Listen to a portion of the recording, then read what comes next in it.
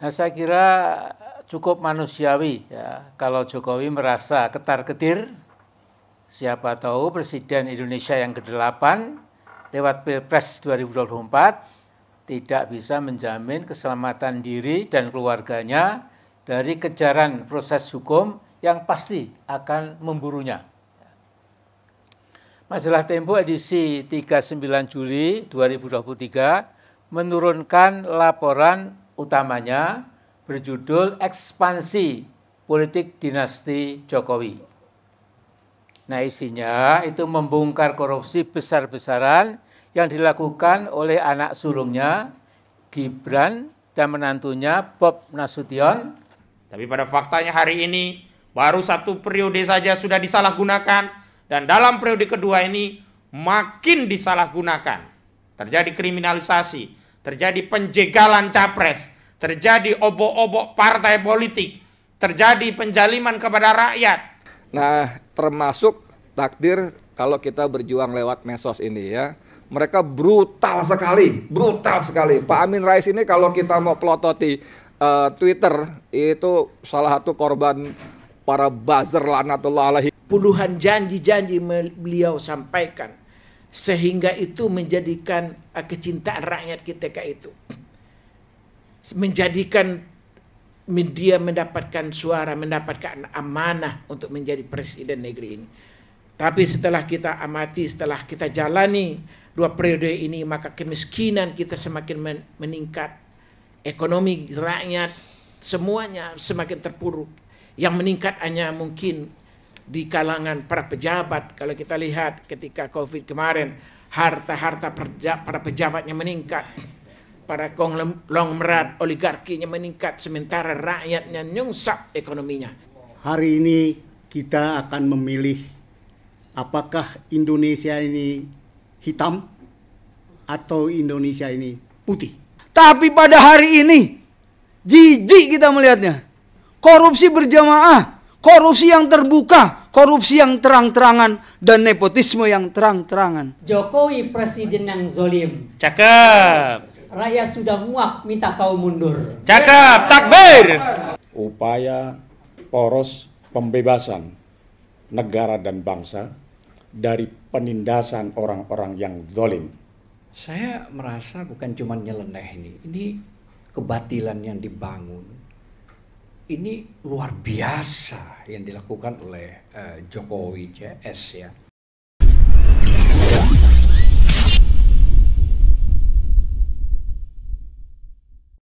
Bismillahirrahmanirrahim. Assalamualaikum warahmatullahi wabarakatuh. Alhamdulillah, pada kesempatan hari ini kita panjatkan puji syukur kehadirat Allah Subhanahu wa taala. Salawat beriring salam semoga terlimpah curahkan kepada junjungan kita Nabi Muhammad sallallahu alaihi wasallam. Dan pada kesempatan hari ini kami dari Poros Pembebasan untuk Bangsa dan Negara sengaja hadir dalam rangka untuk membacakan petisi tentang mosi tidak percaya dan cabut mandat Presiden Jokowi. Dan telah hadir di tengah-tengah kita tokoh-tokoh yang insya Allah nanti akan menyampaikan pandangannya terkait kondisi bangsa hari ini. Ada Profesor Dr. Amin Rais MA, beliau adalah tokoh pergerakan dan saya kira siapapun yang membaca sejarah reformasi tidak bisa dilepaskan dari peran beliau selaku salah satu tokoh utama reformasi. Yang kedua nanti ada juga Bang Edi Mulyadi, ini wartawan senior dan kita juga sudah tahu kiprah beliau, Bang Edi Mulyadi dalam dunia pergerakan dan khususnya aktivitas beliau dalam memberikan kritik sosial melalui sosial media. Beliau adalah wartawan senior. Dan selanjutnya juga ada Insinyur Tito Rusbandi. Beliau adalah Komite Peduli Indonesia, datang dari Bandung ke Jakarta, jauh-jauh dari Bandung. Kemudian yang keempat ada Buya Fikri Bareno dari Lembaga Dakwah Umat. Ada juga Bang Jali Pitung dari Aliansi Selamatkan Indonesia. Juga nanti akan membersamai kita Bang Azam Khan, seorang advokat, dan juga ada Pak Gamari. Baik, untuk menyingkat waktu kita persilahkan dulu Bapak Profesor Dr. Amin Rais MA untuk menyampaikan pandangannya. Kepada beliau dipersilahkan. Assalamualaikum warahmatullahi wabarakatuh. Waalaikumsalam. Jadi suara saya tidak sehebat Mas Khairuddin ya, karena lebih muda. Jadi saya agak pelan-pelan begitu. Alhamdulillahirrahmanirrahim. Wassalatu wassalamu ala asyrafil anbiya wal mursalin wa alihi washabihi ajmain. Amma ba'd. Saudaraku sebangsa setanah air. Jadi hari-hari ini kita harus mencermati sepak terjang Pak Jokowi. Di atas panggung nampak Pak Jokowi seperti sedikit bingung. Apakah harus mendukung Ganjar Pranowo yang sudah dipetot oleh Bu Mega dan dijadikan petugas partai seperti Jokowi sekitar 10 tahun silam sebagai petugas partai juga ya, atau mendukung Prabowo yang diyakini dapat melindungi keselamatan Jokowi pasca lengser sebagai presiden ke-7 nanti ya. Jadi hampir bisa dipastikan Jokowi paling takut kalau Anies Baswedan sampai dapat tiket dan ikut pilpres sehingga ada 3 pasangan capres-cawapres, dan tentu Jokowi ngeri kalau Anies Baswedan sampai terpilih. Nah, saya kira cukup manusiawi ya kalau Jokowi merasa ketar-ketir. Siapa tahu Presiden Indonesia yang ke-8 lewat Pilpres 2024 tidak bisa menjamin keselamatan diri dan keluarganya dari kejaran proses hukum yang pasti akan memburunya. Majalah Tempo edisi 39 Juli 2023 menurunkan laporan utamanya berjudul Ekspansi Politik Dinasti Jokowi. Nah, isinya itu membongkar korupsi besar-besaran yang dilakukan oleh anak sulungnya, Gibran, dan menantunya Bob Nasution, dan juga Jokowi mendukung si bungsu Kaisang Pangarep untuk merebut kursi wali kota Depok. Nah, jadi Jokowi yang pekat diselubungi dengan nepotisme ala kerajaan, menggadang-gadang Gibran ikut Pilgub DKI dan Bob Nasution Pilgub Sumatera Utara. Soal praktek aji mumpung Jokowi mungkin agak sulit dicari taranya di Indonesia. Bisa-bisa Pak Harto kalah nekat dan kalah berani. Nah, yang hilang dari kehidupan politik Jokowi saya rasa adalah rasa malu. Seseorang yang sudah kuncatan rasa malu memang jadi aneh. Ketika dia menyalahgunakan kekuasaan, abuse of power, atau wewenangnya, dia berpenampilan kalem sambil tertawa-tawa seolah tidak ada apa-apa yang terjadi. Ya, memang ini saya kira special case ya. Nah, Jokowi dikenal luas sebagai presiden Indonesia yang puluhan janji kampanyenya ternyata janji kosong. Paling tidak ada jejak digital 66 janji Jokowi yang merupakan janji abal-abal. Misalnya antara lain mau buyback Indosat, tidak akan menambah utang luar negeri, tidak akan impor pangan, akan ciptakan 10 juta lapangan kerja, tidak akan menarikkan tarif dasar listrik, pertumbuhan ekonomi sekitar 7%, produksi nasional milik SMK, dan berbagai janji sontoloyo lainnya. Nah, saudaraku, sesungguhnya demokrasi Indonesia boleh dikatakan tinggal namanya setelah dirusak oleh Jokowi. Jadi ada yang mengatakan di zaman Jokowi di Indonesia telah terjadi democratic backsliding, jadi meluncur ke bawah. Democratic murder, membunuh demokrasi. Democratic decline, ya, kemerosotan. Democratic regression, democratic stagnation, democratic collapse, democratic erosion, democratic failure, dan lain sebagainya. Pokoknya zaman Jokowi, demokrasi tinggal kata-kata, sudah tidak ada lagi wujudnya, tidak ada lagi esensinya, semua sekarang sudah hilang demokrasi di negara kita ini. Sementara itu, politik luar negeri Jokowi tidak lagi politik yang bebas dan aktif. Yang dilancarkan Jokowi adalah politik menjual negara. Istilah Pak Said Didu, program jual negara hampir tuntas. Sementara itu, Pak Kwek Kian Gi menulis beberapa buku tentang ekonomi Indonesia dari masa ke masa. Jadi, saudaraku, saya dikirimi Pak Kwek, ya. Ini Kwek Kian Gi, nasib rakyat Indonesia dalam era kemerdekaan. Jadi, Pak Kwek itu sangat tajam menilai bahwa pada dasarnya peningkatan sedikit kemakmuran rakyat dewasa ini karena gara-gara utang luar negeri yang terus bertambah. Dan kenyataan kemiskinan pun juga terus semakin meluas. Jadi saya quote kata Pak Kwek, alangkah dosanya dan tidak bertanggung jawabnya kita terhadap arwah para pahlawan kita dan terhadap generasi mendatang. Malahan dalam buku itu, Pak Kwek mengajak bangsa Indonesia menyelenggarakan Kongres Nasional untuk Keselamatan Bangsa.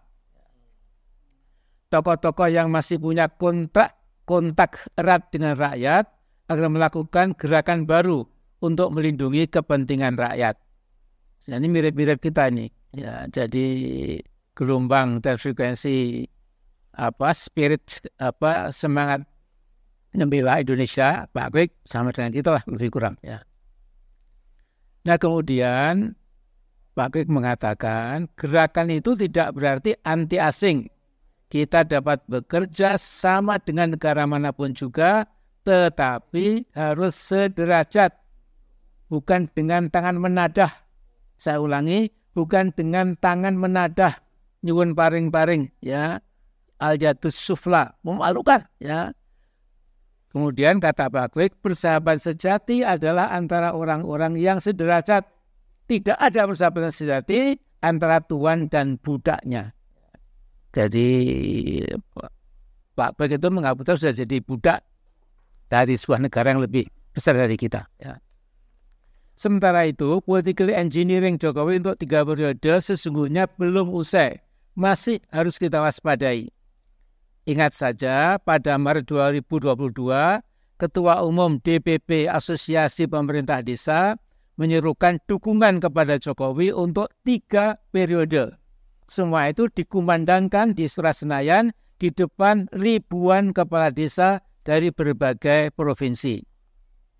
Nah karena itu saya pikir, ya, bahkan saya yakin ya, tidak tertutup kemungkinan akan ada rentetan kebulatan tekad dari ribuan kepala desa yang dibiayai, diarahkan, dan dimobilisasi oleh oknum-oknum yang dibayar oleh bandit-bandit oligarki.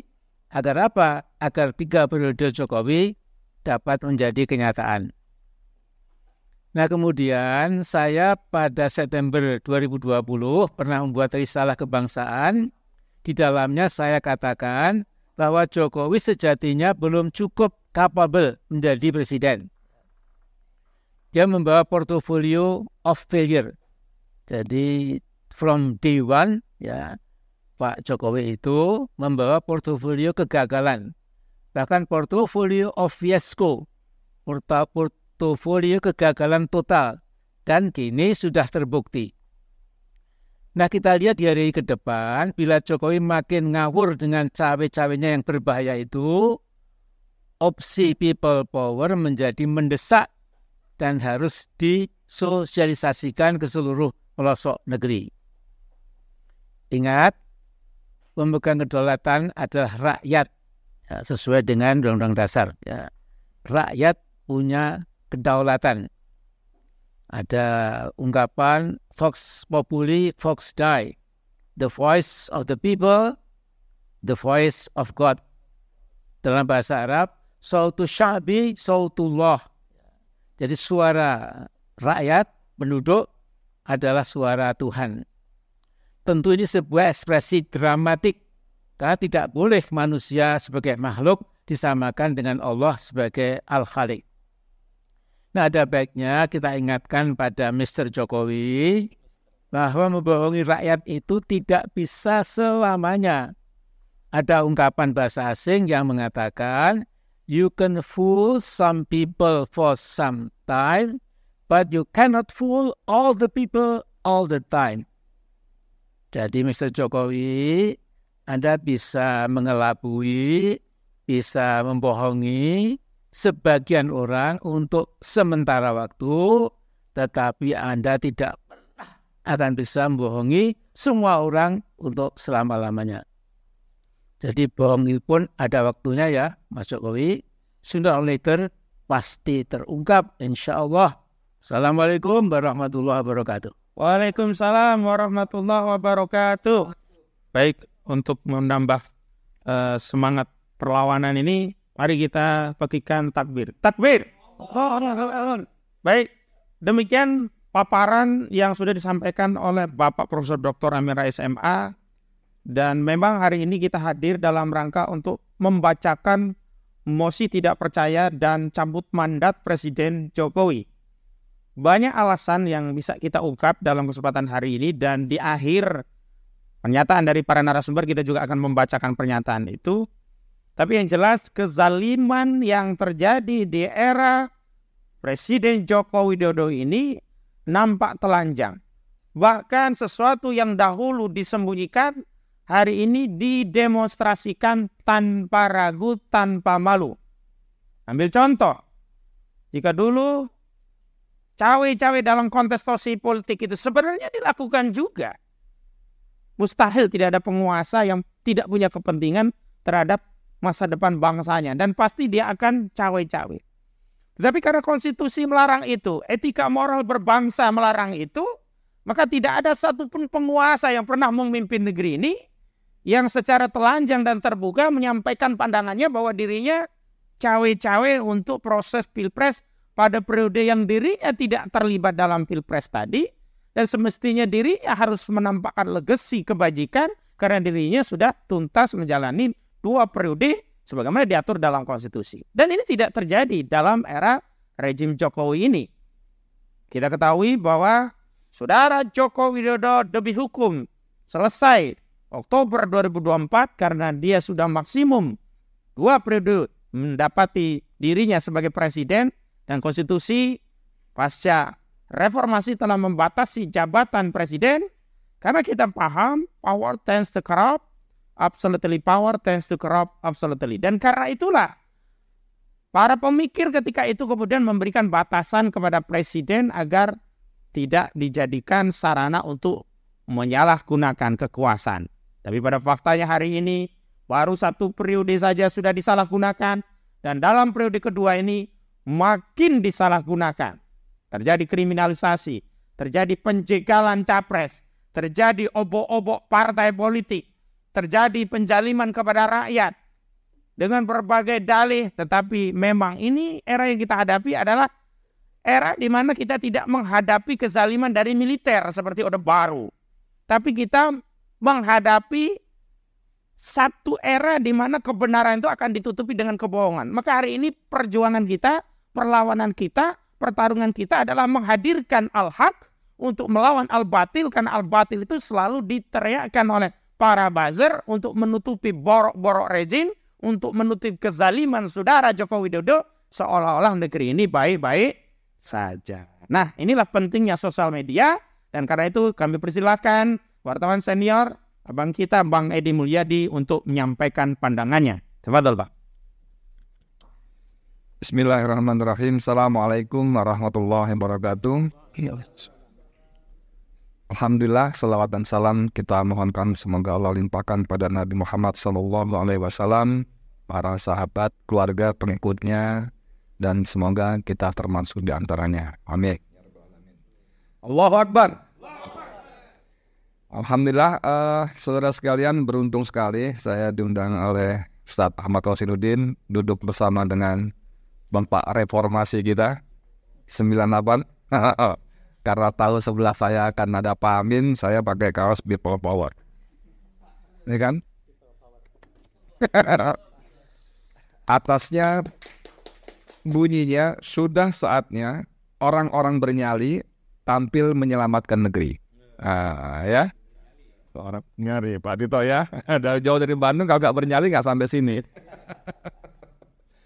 Ya, saya ingin singkat saja. Jadi ada baiknya kita orang bilang bahwa pengalaman itu guru yang terbaik. Paling baik guru yang baik lah. Nah, dulu menjelang 98 ada sejumlah tokoh yang disebut kemudian poros Ciganjur karena lokasi ngumpulnya di sana, ya.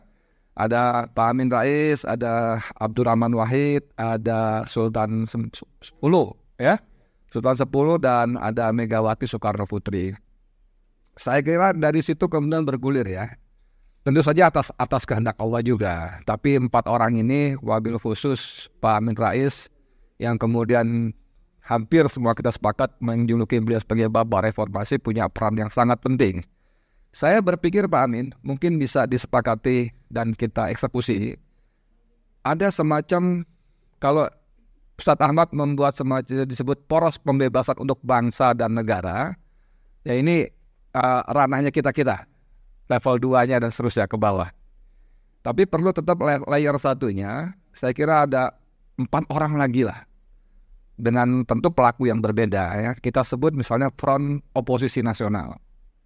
Saya sebut misalnya ada Pak Amin Rais, kemudian ada Dr. Riza Ramli, ada tentu Petamburan harus kita libatkan, Habib Rizik Sihab, dan satu lagi Jenderal Gatot Nurmantio. Selebihnya kalau ditambah monggo saja, tapi saya usulkan 4 orang ini. Mohon Pak Amin berkenan agak delosor, mohon maaf. Karena beliau kan senior ya, memulai komunikasi dengan beliau yang 3 tadi.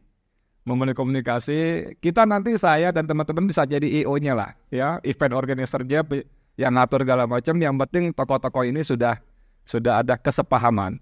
Walaupun saya yakin secara hati sudah ada konspirasi lah. Conspiration of heart ya sudah ada. Beliau-beliau berempat itu pasti sudah ada konspirasi hatinya bahwa beliau-beliau ini marah dengan kondisi yang ada sekarang. Tapi tetap 1-2 kali tetap perlu pertemuan fisik. Itu sangat penting karena bertemu yang 4 tokoh ini sekaligus saja, nggak usah ngapa-ngapain saja, ini sudah membuat getar, kalau istilahnya istana kegelapan. Gitu ya, sudah membuat getar. Apalagi kemudian diikuti dengan beberapa langkah konkret dan sebagainya. Saya kira dengan izin Allah bisa membantu ya.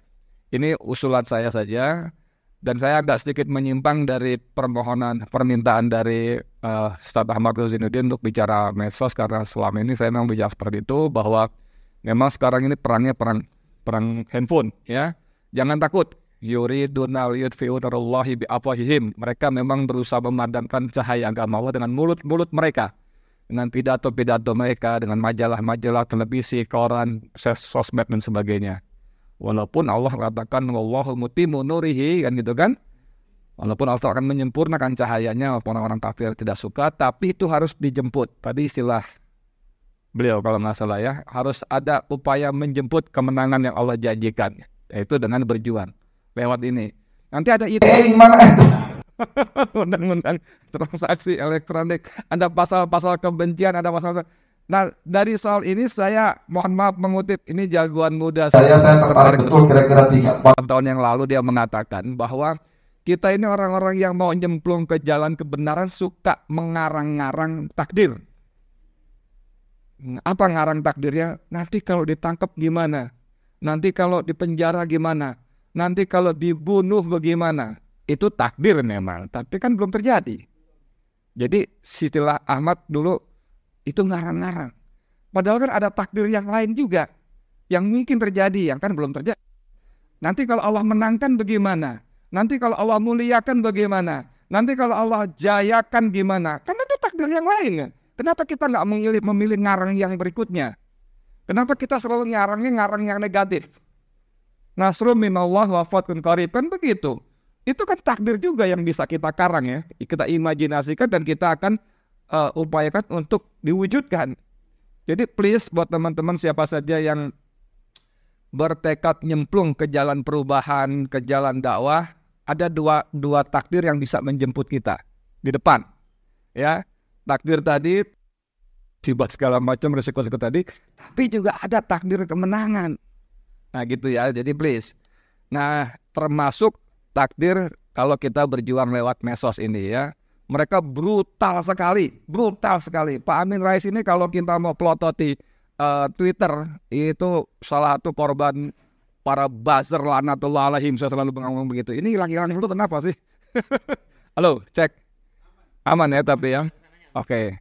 Jadi luar biasa sekali. Dan mereka itu yang bikin tambah marah itu dibiayai oleh anggaran negara. Itu sampai 97 miliar mereka dikeluarkan untuk mereka, dan itu resmi ya, belum anggaran dari para cacing yang nyaris tak terbatas ya, yang orang-orang bilang para naga itu, 9 naga itu tak terbatas. Dan itu kalau kita kemudian dengan takdir Allah juga dibuka gambar-gambarnya, satu orang itu bisa ngadepin berapa baris handphone Pak Amin. Satu orang duduk, mereka siapkan semacam meja yang berdiri gitu, handphone. Biasa sekali itu kerja sungguh-sungguh dan sangat keras. Nah pada titik ini juga saya ingin mengingatkan kita, kalau kita memang yakin jalan yang kita tempuh itu benar, kenapa kita nggak sungguh-sungguh juga? Lawang mereka jalan batil, jalan yang hanya dijanjikan duniawi saja, mereka tahu juga itu salah, dan mereka juga sangat mungkin tahu bahwa ujungnya adalah neraka jahanam, laknatullah itu alaihim, na'udzubillahi min dzalik. Mereka bisa sungguh-sungguh kok, bisa kerja minimal kalau mereka dibayar dari pagi jam 8 sampai jam 7 sampai jam 5 sore, jam 17. Mereka sungguh-sungguh kok.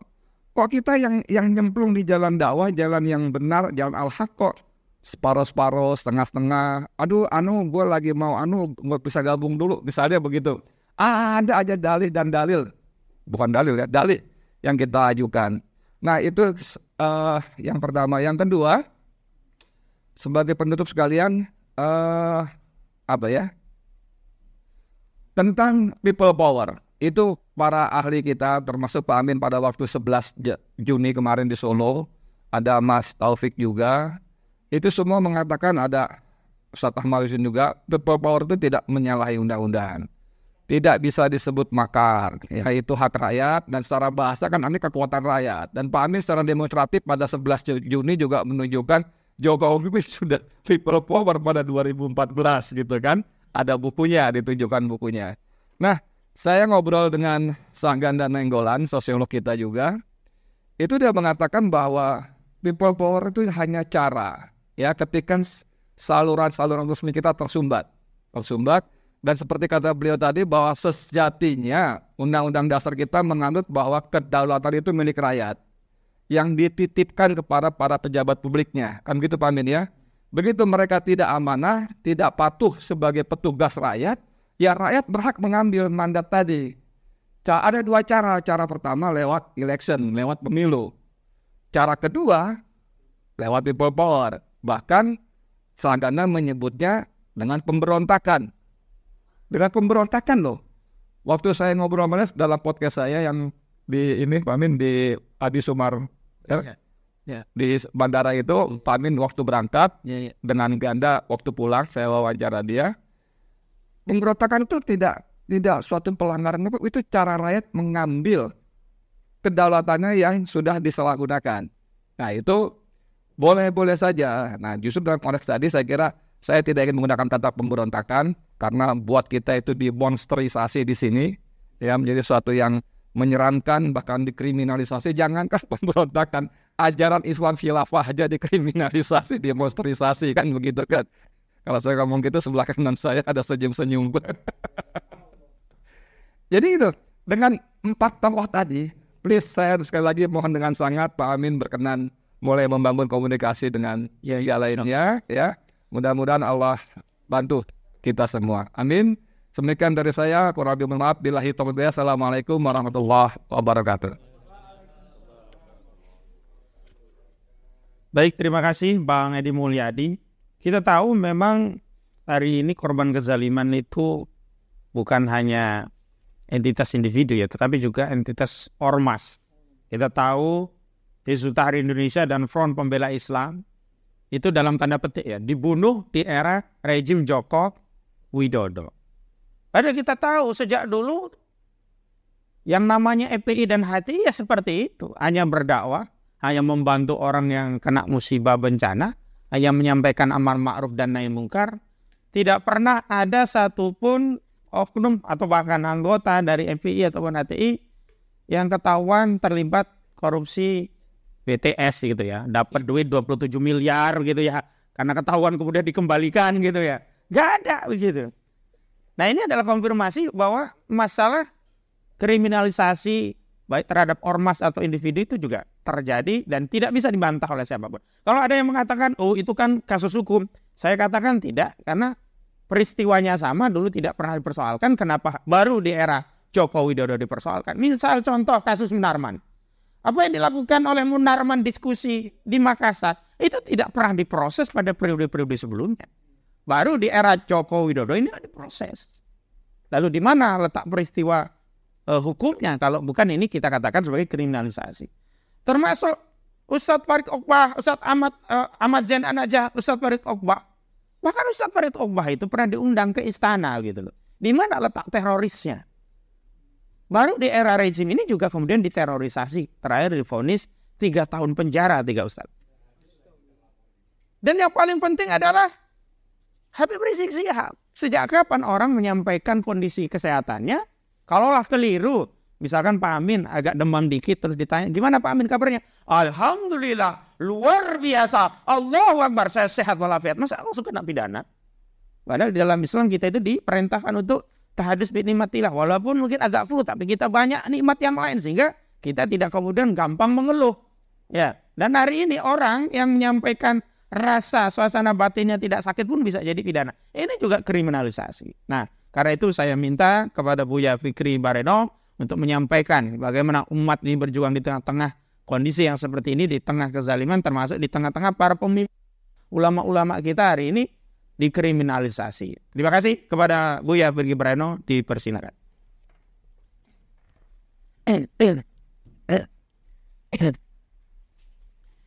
Assalamualaikum warahmatullahi wabarakatuh. Bismillahirrahmanirrahim. Alhamdulillahirabbil alamin. Wassalatu wassalamu ala asyrafil anbiya wal mursalin wa ala alihi wa sahbihi ajma'in, amma ba'd. Terima kasih kepada Ustadz Ahmad Khazinuddin yang telah memberikan mengajak untuk hadir pada hari ini. Yang terhormat pada tokoh kita, pada guru kita, Bapak Profesor Amin Rais, ada juga Bang Edi Mulyadi, Ustadz Namruddin, Pak Tito, teman-teman para aktivis tokoh yang hadir pada kesempatan hari ini. Mengamati, menyimak selama sejak kita angkat Bapak Presiden Jokowi 2014 sampai hari ini, maka banyak hal-hal yang telah kita jalani bersama selama kepemimpinan Bapak Presiden ini. Bagaimana kondisi dengan janji-janji beliau sebelum menjadi presiden dan yang kita alami sebagai rakyat negeri ini selama hampir pada 2 periode kepemimpinan beliau. Betapa kemiskinan tidak membaik, bahkan menurut statistik malah berjalan di tempat, bahkan juga ada yang menyebutkan peningkatan kemiskinan selama kepemimpinan beliau ini. Kehidupan ekonomi kita juga tidak lebih baik. Rakyat-rakyat kita semakin menjerit, ekonomi semakin sulit, para pedagang semakin merasakan kepahitan hidup. Mimpi ketika kita mengusung Bapak Jokowi ingin kita angkat jadi presiden dulu, kita semua rakyat negeri ini mempunyai harapan besar kepada beliau untuk mampu membawa bangsa dan rakyat Indonesia ini kepada kesejahteraan ekonomi, politik, sosial, budaya yang lebih baik. Sesuai dengan janji-janji daripada Bapak Jokowi ketika itu, waktu mencalonkan diri, mengajak, mencari dukungan daripada rakyat negeri ini untuk menjadi Presiden Republik Indonesia. Puluhan janji-janji beliau sampaikan, sehingga itu menjadikan kecintaan rakyat ketika itu. Menjadikan dia mendapatkan suara, mendapatkan amanah untuk menjadi presiden negeri ini. Tapi setelah kita amati, setelah kita jalani 2 periode ini, maka kemiskinan kita semakin meningkat.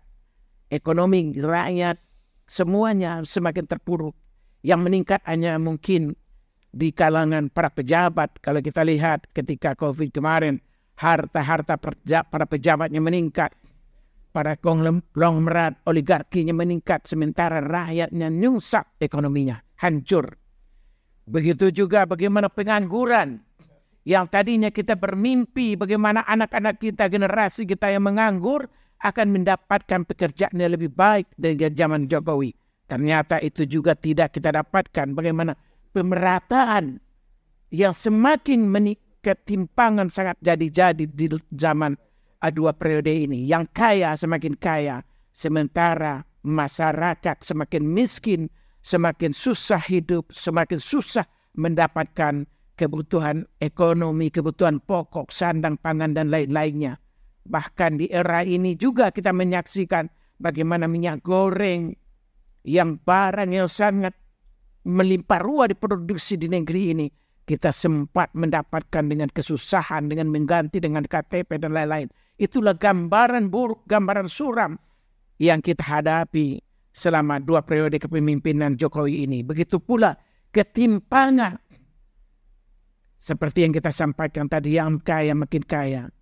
Begitu juga keadilan. Ini padahal Pancasila 2 kali disebutkan bagaimana pesan keadilan yang luar biasa harus menjadi perhatian. Siapapun yang menjadi pemimpin negeri ini, siapapun yang mengemban amanah daripada rakyat negeri ini, maka keadilan itu adalah pesan daripada konstitusi kita. Tetapi kita merasakan, menyaksikan, mengalami langsung selama periode ini yang dekat mungkin keadilan mereka mendapatkan, tetapi kepada lawan-lawan politik dia tindas. Kita menyaksikan betapa para ulama kita, para aktivis kita yang tidak mendapatkan keadilan sesuai dengan amanah daripada konstitusi.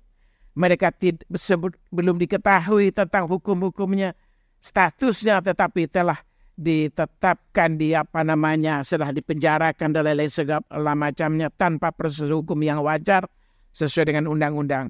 Begitu pula kita menyaksikan selama 2 periode ini hutang kita yang meroket. Kita bermimpi ketika mengusung Bapak Presiden 2014, 2013 dulu. Kita ingin hutang ini betul-betul sebagaimana janjinya akan bisa dilunasi karena ada 11 triliun di kantong Pak Jokowi. Tetap 11.000 triliun ya yang ada di kantong Bapak Presiden kita ini. Tetapi itu semuanya menjadi mimpi-mimpi yang jauh panggang dari api. Itulah begitu pula kita menyaksikan betapa kaum pribumi, para pendiri negeri ini, orang-orang tua kita yang telah memerdekakan negeri ini, tetapi kemerdekaan yang kita nikmati setelah 74-75 tahun kemerdekaan kita hari ini, kita ternyata tidak lebih baik dibanding dengan zaman penjajahan oleh kolonial Belanda. Hari ini kita belum merasakan kebaikan dari seluruh aspek keadilan, ekonomi, politik, sosial, dan budayanya itu. Kaum pribumi kita semakin tersingkir, semakin terpinggirkan kehidupannya. Tetapi dari sisi lain kita melihat, menyaksikan bagaimana oligarki yang semakin mencengkram, semakin menguasai negeri kita ini, segala sisi kehidupan, dan sangat mengkhawatirkan kita sebagai warga bangsa. Apalagi rezim hari ini kita menyaksikan mereka menyeret-nyeret juga bagaimana betapa peluang-peluang yang diberikan kepada orang-orang yang berhaluan komunis misalkan untuk kita, ya, dan itu yang sangat kita khawatirkan, bangsa kita ini akan dibawa ke komunis itu. Kemudian lebih lanjut kita juga mengamati, menyaksikan betapa korupsi misalkan hari ini juga tidak lebih baik. Korupsi hari ini telah terjadi di seluruh level kehidupan. Dan begitu pula bagaimana kolusi, nepotisme, anak menantu dari keluarga para penguasa dijadikan para pejabat. Dan ini sejatinya adalah tidak sesuai dengan budaya bangsa Indonesia, Pancasila dan Undang-Undang Dasar 45. Begitu pula kita menyaksikan di zaman hari ini yang belum pernah kejadian oleh presiden-presiden sebelumnya. Karena kita menyaksikan sejak Soekarno menjadi presiden negeri ini, begitu Soeharto, Habibie, Gus Dur, Abdurrahman Wahid, Megawati dan lain-lainnya, kita menyaksikan seorang presiden itu dia berdiri tengah menjadi pemimpin bangsa. Tetapi hari ini kita dengar sendiri dari mulut saudara Jokowi sendiri bahwa dia akan melakukan cawe-cawe, akan melakukan intervensi, akan melakukan segala upayanya dengan seluruh kekuatan negara, bangsa ini. Dia akan gunakan untuk memenangkan jagoannya. Nah, menurut saya ini bukan lagi tindakan yang harus sebagai seorang presiden. Seorang presiden harusnya dia berdiri di tengah, berdiri lurus, berdiri adil sebagai pemimpin bangsa. Seluruh warga bangsa adalah orang yang dia pimpin. Jadi tidak pantas kalau hari ini kita menyaksikan betapa penjegalan yang dilakukan juga kepada Anies Baswedan misalkan. Dan ini bukan rahasia segelintir orang. Hampir seluruh warga bangsa ini telah mengetahui betul betapa dengan cawe-cawenya Jokowi, dia tidak menginginkan adanya Anies Baswedan lolos sebagai calon daripada presiden besok ini. Dan dia akan mengupayakan bagaimana orang yang kira-kira yang bisa menyelamatkan dia ke depan. Dan itulah yang akan dicawe-cawekannya selalu. Dan menurut saya ini sudah sangat bertentangan dengan konstitusi dan Pancasila adab bangsa Indonesia. Dan apalagi kalau kita kaitkan dengan para pendahulu kita yang mungkin juga bisa kita jadikan jurisprudensi bahwa tidak pernah dilakukan oleh para pendahulu kita bagaimana sikap kepala negara yang melakukan berpihak kepada satu kelompok kecil sementara yang lain tidak diambil. Ini menurut saya memang sudah sangat menyedihkan. Oleh sebab itu kalau 2014 dan 2019 kita sebagai pribadi dan sebagai warga bangsa ini, kita semuanya kami telah memberikan amanah untuk menjadi presiden, untuk mengurus bangsa dan negara ini, untuk menjadi negara yang penuh harapan bagi kita sesuai dengan janji-janji yang dia sampaikan ketika dia untuk maju menjadi presiden. Maka oleh sebab itu, maka sangat pantas kami setelah kita mengkaji dari segala aspeknya, dari segala sisinya, selama hampir 2 periode ini, kepemimpinan saudara Presiden Jokowi. Oleh sebab itu, kita hari ini sangat pantas untuk mencabut kembali mandat yang pernah kita berikan kepada beliau. Takbir! Allahu Akbar! Allahu Akbar! Allahu Akbar! Merdeka! Merdeka! Terima kasih. Mungkin segitu yang dapat saya sampaikan. Terima kasih. Assalamualaikum warahmatullahi wabarakatuh. Baik. Ada beberapa hal yang ini sudah diketahui secara umum. Jadi sudah disebutkan soal penjegalan pencapresan saudara Anies Rashid Baswedan, pembegalan partai politik yakni Partai Demokrat, penyalahgunaan alat negara untuk strategi pemilu Pilpres 2024, terbitnya Perpu Cipta Kerja, pemecatan hakim MK, hingga dugaan ijazah palsu saudara Joko Widodo. Nah, semestinya sesuai dengan ketetapan MPR RI nomor Romawi 6/PR/2001, saudara Joko Widodo menyatakan berhenti dari jabatannya, mundur begitu. Namun sampai hari ini saudara Jokowi tidak mundur. Pada saat yang sama DPR yang semestinya menggunakan hak politik untuk mengontrol eksekutif tidak juga melakukan tindakan kontrol minimal, menggulirkan hak angket sebagaimana sudah diinginkan oleh banyak pihak. Nah, karena itu selanjutnya kita minta tanggapan dari Insinyur Tito Rusbandi agar dapat menyampaikan pandangannya. Beliau ini dari Ketua Komite Peduli Indonesia. Kepada beliau kami persilakan. From Bandung. Terima kasih. Assalamualaikum warahmatullahi wabarakatuh. Waalaikumsalam. Merdeka! Merdeka!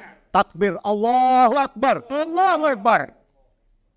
Hari ini kita akan memilih apakah Indonesia ini hitam atau Indonesia ini putih. Hari ini sudah dijelaskan tadi betapa banyak kezoliman, kecurangan, kegagalan dari rezim ini. Terlalu banyak kalau kita tuliskan lagi, akan habis beribu-ribu halaman. Hari ini kita menyaksikan semakin buas dan ganas korupsi, kolusi, dan nepotisme. Mungkin besok entah apa lagi yang terbongkar. Setelah triliunan korupsi BTS yang menyangkut seluruhnya pemangku-pemangku rezim saat ini. Dan saya hanya menyatakan isi hati dari yang telah disampaikan tadi, bahwa kita telah hanyut nilai keimanan, kejujuran, rasa malu, kerja keras, tenggang rasa pengorbanan, tanggung jawab, keterlibatan, pengendalian diri. Semuanya sudah tidak ada. Remuk berkeping-keping, akhlak bangsa remuk berkeping-keping dari barat sampai ke timur. Berjajar dusta-dusta. Itulah kini Indonesia. Sogok menyogok menjadi satu. Itulah tanah air kita, Indonesia. Kami muak dan bosan. Kami sudah lama kehilangan kepercayaan pada Jokowi. Kita harap seperti yang disampaikan tadi, berharap Pak Amin selaku tokoh reformasi kembali tampil bersama tokoh-tokoh lainnya. Dr. Rita Ramli, kemudian Pak Gatot Nurmantio dan yang lainnya, untuk bersama-sama bergerak kembali menentukan masa depan bangsa ini. Dan kemarin di Bandung sudah ada satu letupan People Power, dan kami ingatkan bahwa semangat Bandung Lautan Api tidak akan pernah padam. Kalau dulu Bandung long march dari Bandung Yogyakarta, maka sebentar lagi Bandung akan long march ke Jakarta untuk menuntut, untuk merebut kembali daulat rakyat. Terima kasih. Wassalamualaikum warahmatullahi wabarakatuh. Merdeka! Takbir, Allahu Akbar! Luar biasa. Ternyata kita punya banyak sastrawan. Bukan hanya sastrawan politik ternyata. Ada juga beliau sastrawan dari Bandung tadi. Luar biasa ungkapan beliau. Berjajar dusta-dusta. Ya, berjajar dusta-dusta. Masya Allah. Baik, demikian tadi dari Insinyur Tito Rusbandi. Tapi bukan Tito Karnavian ya. Ini Tito Rusbandi. Sekali lagi ya, Insinyur Tito Rusbandi, Ketua Komite Peduli Indonesia. Dan kita tahu bahwa semestinya memang DPR ini melakukan proses politik terhadap Jokowi. Karena wakil kita DPR ya. Tapi wakil kita ini cicing-cicing wae gitu. Nah ini bagaimana ini? Kita minta tanggapannya dari Bang Jali Pitung, tokoh dari Betawi. Kepada beliau dipersilakan. Baik. Terima kasih kepada saudaraku yang selalu menyuarakan suara-suara Islam, Ustadz Hasanuddin, atas kesempatan dan undangannya di tempat dan momentum yang sangat monumental dan berbahagia ini. Assalamualaikum warahmatullahi wabarakatuh. Saudara-saudaraku sebangsa dan setanah air, hari ini merupakan hari yang tipis, di mana euforia terhadap penyelenggaraan pemilu dan banyak riak-riak serta keluhan-keluhan masyarakat. Dalam kesempatan yang singkat ini sebenarnya saya termasuk orang yang sulit untuk dibatasi waktu. Karena waktunya sangat terbatas, maka saya akan menyampaikan dua hal saja. Dan ini selalu saya menyampaikan dua hal sejak 2019 khususnya. Yang pertama adalah tentang penegakan hukum, keadilan dan HAM. Yang kedua tentang demokrasi dan kebangsaan. Yang ketiga mungkin dalam refleksi 25 tahun reformasi ya Prof. Amin ya. Kita akan kupas juga sedikit tentang reformasi yang terbeli. Terkait yang pertama, mengenai penegakan hukum, keadilan, dan HAM. Berbicara tentang keadilan, saya adalah salah satu korban. Saya ulangi, saya adalah salah satu korban politisasi hukum. Kenapa saya menyebutnya politisasi hukum? Sementara orang banyak mengenal dengan istilah diskriminasi hukum, tapi saya memakai istilah itu politisasi hukum. Peristiwanya begini, kita flashback karena ini mengingatkan kita juga bahwa 5 tahun yang lalu 2019 kita berjuang mati-matian. Kalau saya bilang tuh mati-matian memang benar, karena banyak teman-teman kita yang mati. Dan alhamdulillah saya sudah memasuki 2 fase. Yang pertama dimusuhi, yang kedua dipenjara. Tinggal dibunuh yang belum. Insya Allah Allah akan menyelamatkan kita sebagaimana firman Tuhan. Firman Allah dalam surat Muhammad ayat 7.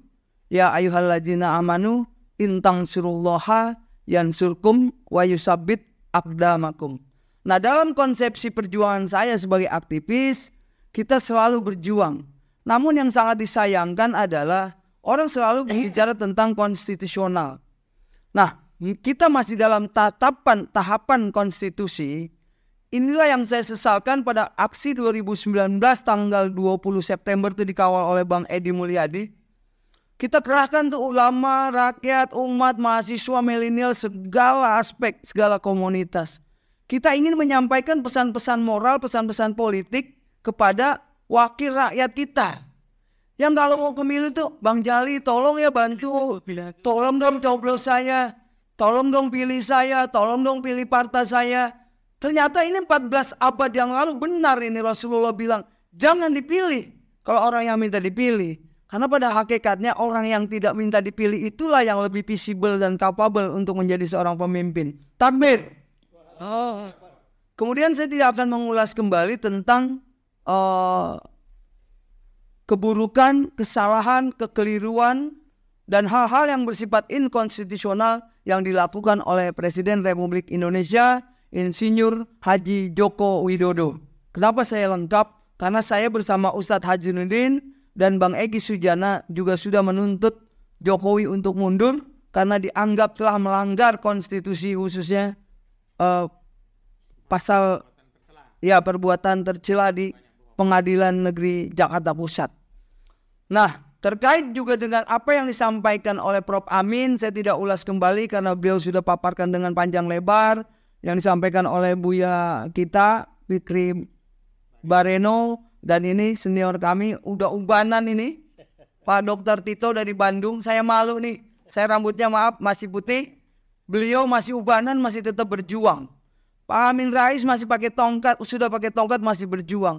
Nah, kita yang muda-muda nih, makanya di belakang kita adik-adik kita milenial, semoga kita sadar bahwa tujuan kita berbangsa dan bernegara adalah menegakkan hukum, menjunjung tinggi nilai-nilai keadilan, dan penegakan HAM, di mana kita ingin keluar dari penjajahan kita pada saat kita dijajah oleh Belanda.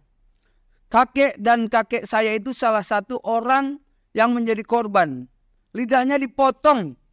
Karena apa? Karena merahasiakan di mana gerilyawan itu berada.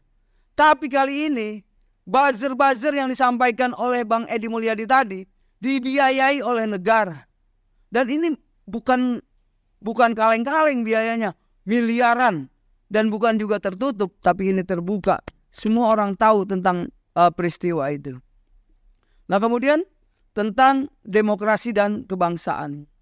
Sebentar lagi kita ini akan menghadapi pemilihan umum. Saya tidak menyuruh orang ikut pemilu, juga tidak melarang orang untuk ikut pemilu. Karena pemilu ini merupakan agenda tahunan, agenda 5 tahunan yang sudah menjadi program pemerintah. Tapi saya ingin menitik beratkan kepada peristiwa 5 tahun yang silam. Saya sebut 2019 itu adalah demokrasi hitam, Prof. Ratusan korban, khususnya 9 nyawa. 9 nyawa anak bangsa itu meregang nyawanya di Bawaslu. Dan ini yang kita minta. Maka saya juga merupakan bagian mungkin, saya duga karena saya ngotot minta itu ditegakkan hukum dan keadilan, seperti tema yang saya catat di awal tadi, bahwa 2019 saya ditangkap. Saya memang ngotot, khususnya Harun Al-Rashid, ananda kita Harun Al-Rashid yang mati, yang meninggal pada peristiwa 2019 yang saya menyebutnya itu sebagai demokrasi hitam. Semoga demokrasi hitam ini tidak kembali. Jika itu pemilu akan dilakukan, maka kepada saudara-saudaraku seluruhnya sebangsa dan setanah air untuk cerdas dan pandai-pandai memilih partai-partai serta orang-orang yang akan menjadi wakil rakyat. Kemudian peristiwa 6 laskar. Terbunuhnya atau dibunuhnya 6 laskar pengawal imam besar kita Habib Rizik. Sering itu saya menulis artikel, tulisan berita dalam diskusi-diskusi tertentu, orasi-orasi bahkan saya sampaikan cerita tentang equality before the law, tentang law enforcement, tentang penegakan hukum. Hukum yang mana dan untuk siapa gitu. Sering itu kita sampaikan, maka sejak saat itu saya sudah memproklamirkan dengan istilah baru yang bernama saya sebut namanya reproklamasi. Saya membentuk organ taktis yang kita beri nama Aliansi Selamatkan Indonesia. Takbir. Wow, karena apa yang disampaikan oleh para beliau-beliau ini, para tokoh-tokoh kita, para senior-senior kita, semua berorientasi pada bagaimana kita menyelamatkan bangsa ini. Saya sangat setuju dengan usulan senior saya itu Bang Edi Mulyadi. Orang bilang dia wartawan senior. Tapi menurut saya dia lebih dari itu. Beliau adalah seorang mujahid. Jadi usulannya untuk merekatkan kembali pada tokoh-tokoh. Dulu 1999 kita mengenal 4 tokoh Ciganjur, maka saya sepakat itu dengan 4 tokoh baru. Di antaranya Bang Rijal Ramli, kemudian Pak Gatot Nurmantio, Pak Amin Rais, dan satu lagi siapa tadi Bang ini? Imam besar kita Habib Rizik. Ini 4 pilar ini merupakan sebuah bonder yang paling bisa merekatkan bangsa ini. Soal kepentingan politik yang praktis, ini pasti lewatlah dengan beliau-beliau. Bagaimana mungkin kita bisa memilih seorang pemimpin yang baik? Saya ulangi ya, ini saya ulangi kalimat saya 2019. Bagaimana kita bisa menghasilkan seorang pemimpin yang baik apabila proses kontestasinya, proses pemilihannya itu dilakukan dengan cara-cara yang tidak bermartabat. Kalau istilah Bang Hosinuddin dan yang lain-lain, ini istilah cawe-cawe gitu. Jadi jangan-jangan nih pemilunya belum dilakukan, pemenangnya sudah ditetapkan. Ini kan gila kita. Nah ini menurut saya yang merupakan sebuah pengkhianatan besar terhadap para pahlawan bangsa kita. Maka untuk itu mohon dukungannya sebagaimana yang kami lakukan dulu. Makjulkan Jokowi itu 20 Mei. Saya mengambil momentum itu sebagai hari kebangkitan nasional. Bahkan saya nih aktivis sampai terilhami menciptakan satu puisi dan satu lagu. Saya beri judul Selamatkan Indonesia. Dan puisinya saya beri judul Kembalikan Indonesiaku. Satu petikan kalimat di lagu tersebut, kita ingin mari kaum-kaum muda. Saya ini mungkin berapa hari lagi, seminggu lagi saya meninggal. Kalau tidak Senin sampai Minggu, kita tunggu. Itu saya dipastikan meninggal. Al-Quran yang berbicara setiap insan yang bernapas itu pasti mati. Apalagi tokoh-tokoh kita nih. Semangatnya ditularkan kepada kita. Malu kita bangsa Indonesia. Malu kita generasi muda. Diminta atau tidak diminta. Diakui atau tidak diakui. Dipungkiri atau tidak dipungkiri. Anda-anda nih. Sebagai wakil-wakil kita. Sebagai calon-calon pemimpin kita. Calon-calon penerus bangsa ini. Saya Bang Jali Pitung akan mati dan dipastikan pasti mati. Takbir. Nah terkait reformasi yang 25 tahun ini reformasi yang terbeli menurut saya. Saudara-saudara semua bisa bayangkan. Bagaimana dulu Pak Amin Rais berjuang bersama mahasiswa, rakyat dan segenap kekuatan bangsa ini. Untuk mengakhiri dugaan yang katanya Pak Harto ini sebagai pemimpin yang otoriter, pemimpin yang isunya pokoknya KKN. korupsi, kolusi, dan nepotisme. Tapi pada hari ini, jijik kita melihatnya. Korupsi berjamaah, korupsi yang terbuka, korupsi yang terang-terangan, dan nepotisme yang terang-terangan. Pak Amin tadi sudah menyebut bahwa Pak Jokowi telah melakukan apa tuh namanya? Monarki. Apa tuh? Nepotisme. Kaisang mau dijadi wali kota Depok, Bob Nasution, kemudian Gibran mau dikirim ke Jakarta. Memangnya di Jakarta ini nggak ada orang pinter apa? Saya sebagai anak Betawi banyak yang pinter. Walaupun saya tahu ukuran baju saya tidak mungkin saya mencalonkan diri sebagai gubernur DKI. Jadi kembalilah kita kepada falsafah kita Pancasila. Kembali kita kepada undang-undang dasar kita yang 45 yang asli. Sebagaimana tujuan kita berbangsa dan bernegara. Tadi Buya Fikri sudah katakan bahwa keadilan disebutkan 2 kali. Itu sering kita ulang-ulangi. Bullshit kita membangun bangsa ini. Bullshit kita berbicara tentang keadilan ketika hukum kita injak-injak. Mungkin itu yang bisa saya sampaikan. Terima kasih atas segala perhatiannya. Mohon maaf juga atas kekeliruannya. Dan juga saya minta maaf, memang saya agak berapi-api. Karena saya udah capek menulis artikel, capek saya menulis berita. Ratusan kali teman-teman kita, saya juga memimpin orasi, memimpin demonstrasi, unjuk rasa dan sebagainya. Maka kita belajar dari revolusi Facebook. Saudara-saudara ya, Bang Edi ya, ini terkait dengan media. Jangan anggap enteng nih media. Teman-teman yang punya Facebook, Twitter, Instagram, WhatsApp dan sebagainya, itulah senjata-senjata kita melawan buzzer. Itulah senjata-senjata kita melawan kezaliman. Itulah sholat yang hakiki menurut saya. Mohon maaf para kiai jika salah. Karena saya mengetahui bahwa memahami sholat yang sesungguhnya adalah menjauhkan diri dari kezaliman, menegakkan keadilan, dan melakukan amar ma'ruf nahi munkar. Maka revolusi Facebook yang dilakukan oleh warga Tunisia itu sukses. Kenapa kita tidak sukses? Karena kita masih belum merem nih, belum melek, belum sadar bahwa kita ini terjajah secara ekonomi, khususnya secara hukum. Lalu untuk apa juga kita merdeka? Maka saya bilang, merdeka kita belum selesai. Maka marilah kita selamatkan Indonesia. Takbir. Demikian, assalamualaikum warahmatullahi wabarakatuh. Waalaikumsalam. Haruran ini Bang Jalian. Memang sudah lupa waktu karena sudah diminta bicara. Saya cek udah lewat. Sempat saya ingatkan deh. Tapi itulah semangat dari Bang Jali Pitung. Kita pergikan takbir. Takbir. Selanjutnya ada Bang Nur Namruddin, ya Ustadz Namruddin. Saya tidak terlalu menyampaikan pengantar banyak karena waktu kita terbatas. Maksimum kalau 11.35 atau 40 lah nanti kita harus akhiri. Jadi mohon nanti yang lain juga menyesuaikan. Nanti terakhir nanti kita pembacaan pernyataan bersama. Nanti ada Bang Namruddin, kemudian Bang Azamkat. Terakhir nanti ada Bapak siapa tadi saya sebut? Ya, Bapak Gamari ya. Di terakhir Pak Gamari lalu kita pembacaan pernyataan. Kepada Ustaz Namruddin dipersilakan. Oh ya, nanti kalau yang pas di belakang lukir ke depan gantian. Juga nanti Bang Jali gantian. Iya. Biar itu. Iya. Pameran. Assalamualaikum warahmatullahi wabarakatuh. Inna fatahna laka fatham mubina. Allah ya.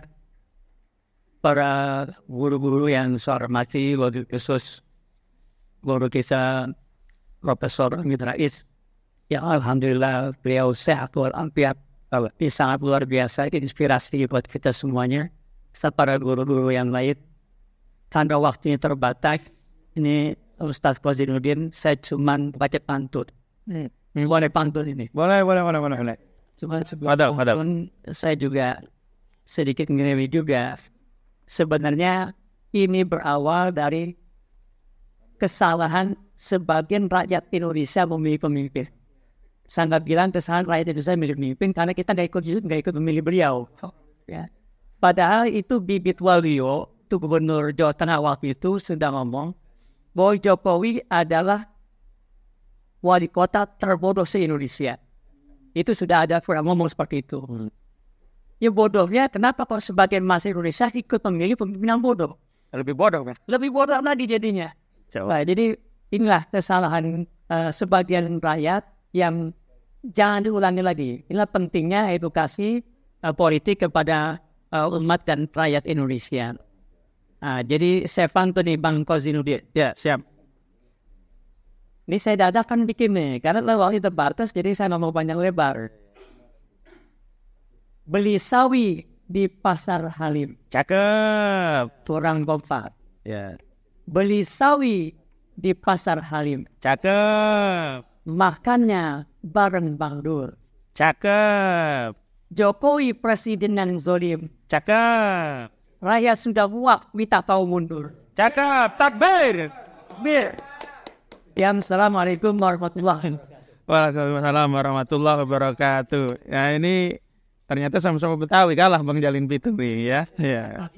Lebih kental nih. Selanjutnya waktu juga mohon diperhatikan Bang Azam kan. Nah Bang Jali bisa lokir ke belakang sebentar. Bang Azam ke depan. Nanti terakhir dari Dr. Haji Muhammad Gamari ya nanti terakhir. Silakan Bang Azam. Nah. Ini aja paket hemat Azam Khan Pakistani ya. Silakan Pakistani. Ponakan Pak Zahiri. Bismillahirrahmanirrahim. Assalamualaikum warahmatullahi wabarakatuh. Waalaikumsalam. Sebenarnya tadi sudah banyak sekali yang disampaikan para narsum, terutama yang terhormat kepada guru kita Profesor Bapak Amin Rais dan beberapa rekan-rekan yang atau guru-guru kita yang sudah ada, termasuk Mas Edi, rekan kita juga. Jadi gini, saya cara berpikirnya begini. Mungkin kalau tadi lebih banyak berapi-api, saya air aja ya. Ya, jangan menangis Bang. Nah. Jadi gini, pikiran saya tuh gini. Apakah sudah lumpuh negara kita ini, baik itu legislatif, baik itu eksekutif sendiri maupun yudikatif. Kenapa? Padahal nyata loh bahwa Jokowi ini nggak punya ijazah. Nyata lah itu. Itu nggak bisa dibantah itu. Itu nggak bisa dibantah. Karena rekan kita Prof. Egy, Ustadz Ahmad Kozinudin dan rekan-rekan lawyer yang lain juga. Sebelumnya juga kita sudah menggugat di PN Pusat tentang kebohongan 66 Jokowi. Semuanya itu diatur sedemikian rupa, bahkan pada tingkat media-media ekstrim juga, TV nasional kita undang berulang-ulang, tidak pernah datang satupun. Jadi memang fakta negeri kita ini dikelilingi oleh kebohongan, dusta, ya, pengkhianatan terhadap rakyat. Apa yang kurang maksud saya gitu loh ya. Sudah nyata dan real ya. Bahwa sebenarnya bukan cuma pemakzulan zaman ini, zaman yang pertama juga sudah harusnya dilakukan gitu loh ya. Ya kita ngerti bahwa mereka ini dikelilingi oleh ya para, bukan cuma buzzer ya, tapi para pendukung modal yang cukup dahsyat ya. Sehingga negara kita ini dibeli dengan cara arogan, dengan cara yang salah, dengan cara setania. Kira-kira begitu. Makanya saya hanya berpikir begini.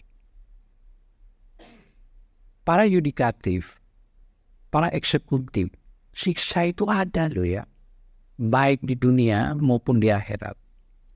Anda nggak bisa membela diri Anda dalam konteks Anda tahu, tapi pura-pura tidak tahu. Bahaya loh. Ya. Dan lebih bahaya lagi. Bagaimana coba bayangkan 20.000 triliun kurang lebih masih hutang kita. Menurut beberapa anggota DPR nih Pak Prof, itu bagaimana rakyat akan membayar itu semua? Jadi konteksnya kita ini ada dalam ring fire. Jadi ada dalam cincin api yang memang serius ini. Jadi negeri kita ini sebenarnya memang ada indikasi kuat. Sudah digadaikan, sudah dijual dengan IKN yang begitu dipaksa. Jadi ingat IKN saya, ada kriminalisasi kepada rekan kita. Gara-gara soal jin buang anak. Gitu. Apa faktanya? Harusnya jin yang tersinggung. Kenapa orang di situ yang tersinggung? Nah gara-gara Gara-gara itu muncullah Prof. Amin hanya monyet saya. Ya juga dipanggil gara-gara hanya ngomong hanya monyet. 10 jam lebih kita diperiksa, berhadap-hadapan juga dengan Mas Edi. Satu pintu di depan itu. Jadi saya merasa bukan cuma nyeleneh ini kebatilan yang dibangun. Ini luar biasa yang dilakukan oleh Jokowi JS ya. Luar biasa. Saya hanya meminta, kita nih sudah mulai dari Prof. Amin, kita semua lah ya sudah berjuang untuk menegakkan ya kebenaran, law enforcement. Kita hanya minta pada Allah supaya segerakan turun. Itu aja. Karena kekuatan hanya di Allah Subhanahu wa taala.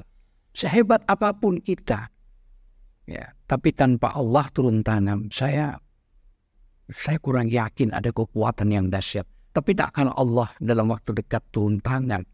Coba, apakah Jokowi sekuat Fir'aun, Namrud? Enggak. Sebentar itu kalau Allah betul tangan. Mungkin itu yang bisa saya sampaikan.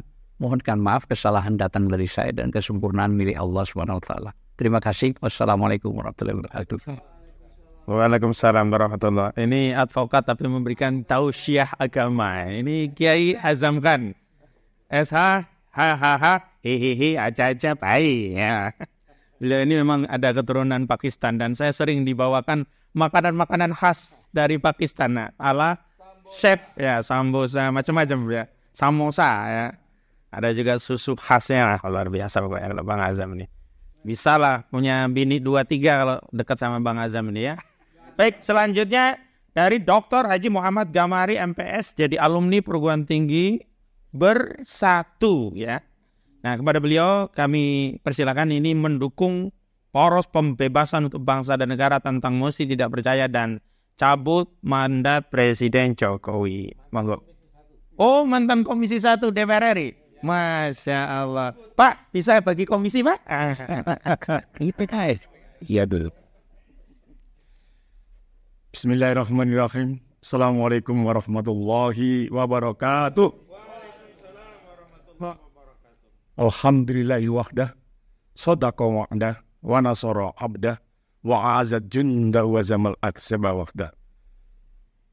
Asyhadu an la ilaha illallah wa asyhadu anna Muhammadan abduhu wa rasuluhu la nabiyya ba'dah. Allahumma shalli ala Muhammad wa ala alihi wa sahbihi ajma'in, amma ba'd. Rabbi shrah li sadri wa yassir li amri wa hlul 'uqdatam min lisani yafqahu qawli. Kami dari alumni perguruan tinggi Bersatu dari berbagai universitas negeri dan swasta menyatakan mendukung upaya poros pembebasan negara dan bangsa dari penindasan orang-orang yang zalim. Karena kami berprinsip tetap melawan kezaliman dan menegakkan keadilan. Forum ini adalah forum yang sangat tepat untuk melakukan upaya lawan kezaliman dan menegakkan keadilan itu. Dalam kesempatan ini, sesuai dengan firman Allah Subhanahu wa taala yang memerintahkan kepada orang-orang yang beriman untuk taat pada Allah dan Rasul-Nya serta ulil amri, maka ada pesan yang ingin disampaikan kepada umaro, ulama, dan umat. Karena ketiga ini tidak bisa dipisahkan satu dengan yang lain. Oleh sebab itu pesan saya kepada umaro adalah bahwa kepada umaro kami ingin berpesan agar mereka melaksanakan tugas mereka secara amanah, secara tabligh, secara fatonah, dan secara sidik. Jujur, amanah, tabligh, dan fatonah adalah syarat mutlak bagi para pemimpin kita. Apabila itu tidak dilaksanakan, maka sudah barang tentu sangatlah wajar kalau kemudian umat tidak lagi mempercayainya. Dan seperti diakui sendiri oleh pejabat negara kita, ketika itu tidak dipercaya, maka sudah selayaknya pula lah untuk mundur dari jabatan itu karena sudah tidak mampu melaksanakan amanah, tidak mampu berbuat sidik atau jujur, tidak mampu tabligh, tidak mampu untuk melakukan tugas-tugasnya sebagai pemimpin. Dan kepada para ulama, kami ingin juga menyampaikan Marilah pada ulama-ulama kita memberikan nasihat-nasihat yang benar, tanpa ragu, tanpa takut, untuk memberikan nasihat dalam rangka amar ma'ruf nahi mungkar. Karena ini adalah perintah Allah, sebagaimana yang Allah firmankan, wal takum minkum ummatu yad'una ilal khairi wa ya'muruna bil ma'ruf wa yanhauna 'anil munkar. Perintah ini juga bukan hanya ditujukan kepada para ulama, tapi juga dijatuhkan pada umat. Oleh karena itu, umat, dalam hal ini umat Islam dan juga hamba-hamba Allah yang lain, di dalam rangka membangun bangsa dan negara, patutlah untuk kemudian bersatu di dalam rangka melawan keadilan, melawan kezaliman, dan menegakkan keadilan. Sesuai dengan konstitusi yang ada, maka seluruhnya ini harus kita salurkan melalui wakil-wakil kita yang ada di Majelis Permusyawaratan Rakyat. Nah, pertanyaan kemudian, apabila MPR RI tidak mau mendengar apa yang kita serukan, tidak mau mendengar dan menyalurkan aspirasi rakyat, maka sudah barang tentu apa yang kita hendak lakukan adalah upaya untuk menyeru dengan kekuatan rakyat agar pemimpin yang zalim, agar pemimpin yang tidak adil ini segera bertaubat dan taubatan nasuha secara nasional, sehingga dengan demikian kita berharap Allah Subhanahu wa taala memberi bimbingan dan petunjuk kepada kita semua agar negeri ini menjadi negeri yang baldatun thayyibatun wa rabbun ghafur. Demikian yang kami sampaikan. Mudah-mudahan pesan singkat ini didengar oleh pihak manapun sehingga kita betul-betul diridhoi oleh Allah Subhanahu wa taala. Wabillahi taufiq wal hidayah. Assalamualaikum warahmatullahi wabarakatuh. Waalaikumsalam warahmatullahi wabarakatuh. Terima kasih Bapak Dr. Haji Muhammad Gamari MPS dari alumni Perguruan Tinggi Bersatu. Dan tibalah kita pada inti acara, yakni pembacaan petisi bersama advokat tokoh dan ulama nasional tentang mosi tidak percaya dan cabut badan Presiden Jokowi. Dan karena itu kepada semua peserta diharapkan untuk berdiri, dan Pak Amin mohon berkenan untuk membacakannya. Monggo. Itu saya. Iya. Terima kasih. Poros pembebasan untuk bangsa dan negara bergerak, petisi bersama advokat, tokoh, dan ulama nasional tentang mosi tidak percaya dan cabut mandat Presiden Jokowi. Sehubungan dengan masifnya dugaan pelanggaran konstitusi yang terjadi dan dilakukan oleh rezim Jokowi, termasuk tetapi tidak terbatas pada dugaan penjegalan pencapresan Anies Baswedan, pembegalan Partai Demokrat, penyalahgunaan alat negara, polisi, jaksa, dan KPK untuk strategi pemilu dan Pilpres 2024, terbitnya Perpu Cipta Kerja, pemecatan hakim MK hingga dugaan ijazah palsu, maka kami segenap advokat, tokoh, dan ulama nasional yang tergabung dalam Poros Pembebasan untuk Bangsa dan Negara menyampaikan petisi sebagai berikut. Pertama, menyayangkan sikap DPR RI yang tidak menjalankan aspirasi rakyat untuk memakzulkan Jokowi melalui aktivasi hak angket. DPR RI semestinya menjadi alat kontrol eksekutif, bukan malah menjadi stempel kekuasaan Jokowi. Kedua, menyatakan mosi tidak percaya pada kepemimpinan Presiden Jokowi. Dengan banyaknya tuntutan rakyat untuk mundur, Presiden Jokowi semestinya mentaati ketentuan TAP MPR RI nomor 6/MPR/2001 tentang etika dalam kehidupan berbangsa dan bernegara dengan menyatakan berhenti dari jabatannya sebagai Presiden Republik Indonesia. Ketiga, mencabut mandat kekuasaan dari Presiden Jokowi yang dengan demikian Jokowi tak lagi layak untuk mengemban tugas dan amanah sebagai Presiden Republik Indonesia. Keempat, menyerukan kepada segenap rakyat Indonesia, kepada seluruh saudara sebangsa dan setanah air untuk turut serta mencabut mandat kekuasaan Presiden Republik Indonesia dari Jokowi. Kelima, terakhir, menyerukan kepada segenap aparat penegak hukum bersikap netral dan segera membebaskan para ulama, habaib, tokoh, aktivis, dan ormas Islam dari vonis yang zalim seperti HTI dan FPI. Habib Muhammad Rizik Syihab, Haji Munarman, Esa, Gus Nur, Ustadz Farid Uqbah, Ustadz Ahmad Zain An-Najah, Ustadz Anung Al-Hammad, dan yang lainnya untuk mencegah agar tidak terjadi chaos dan kerusuhan yang meluas. Demikian petisi kami sampaikan. Jakarta, 9 Juli tahun 2023. Tertanda Profesor Amin Rais. Kedua, Ahmad Khozinuddin Esa. 3, Dr. Haji Marwan Batubara, MSc. Keempat, Dr. Antoni Budiawan. 5, Bang Edi Mulyadi. Keenam, Aziz Yanuar, SH, MH. Ketujuh, Dr. Kiai Haji Ahmad Bukhari Muslim, SH, MA. 8, Dr. Muhammad Taufik, SH, MH. 9, Profesor Insinyur Wiwit Agus Pratikto, MSc, PhD. 10, Haji Rijal Fadilah, SH, MH. 11, Ustadz Eka Jaya, Ormas Pejabat. 12, Azham Khan, SH. 13, Haji Ismar Syarifuddin, SH, MA. 14, Hatta Taliwang. 15, Sutoyo Abadi. 16, Buya Fikri Bareno. 17, Marjenderal TNI Dedi S. Budiman. Marjenderal TNI Purnawirawan, maksud saya Dedi S. Budiman. 18, Ustadz Namruddin DF. 19, Ustadz Ferry Kustanto, Ketua GNPR. 20, Dr. Alfian Tanjung, MPD, atau Ustadz Alfian Tanjung. 21, Ustadz Dr. Alis Rahmat Mahmudi, MSc, Ketua Aliansi Ulama dan Tokoh Jawa Timur. 22, Ustadz Nur Salman. 23, Insinyur Tito Rusbandi. Ke-24, Advokat Juju Purwantoro, SHMA. 25, Kolonel Purnawan Sugeng Waras. 26, Haji Novel Pamumin, MSOS. 27, Mutrik Setiawan Malkan Sangidu, Mega Bintang. 28, Ustadz Yusuf Pulungan. 29, Dr. Aris Abdullah Ali Khadiri, SHMBA.